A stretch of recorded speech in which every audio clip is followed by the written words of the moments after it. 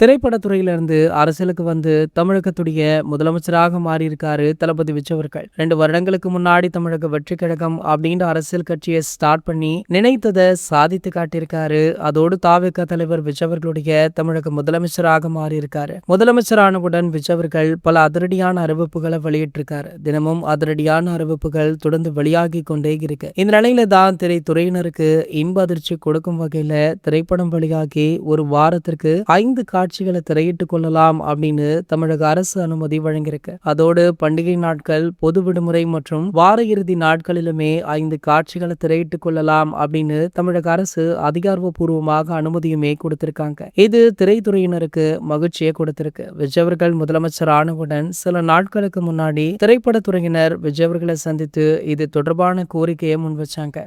அதற்காக தான் தளபதி விஜய் அவர்கள் இப்படி அதிரடியாக முடிவெடுத்துள்ளார் அப்படின்னுமே சொல்லப்படுது.